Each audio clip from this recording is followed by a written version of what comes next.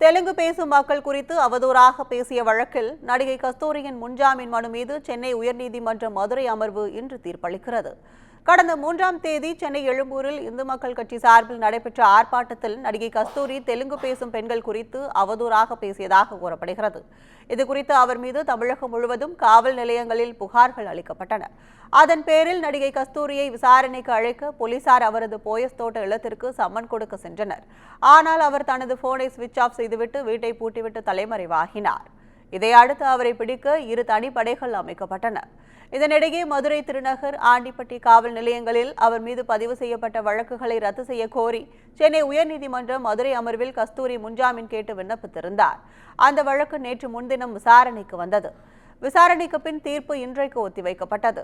அதன்படி நடிகை கஸ்தூரியின் முன்ஜாமீன் மனு மீது நீதிமன்றம் இன்று தீர்ப்பளிக்க உள்ளது.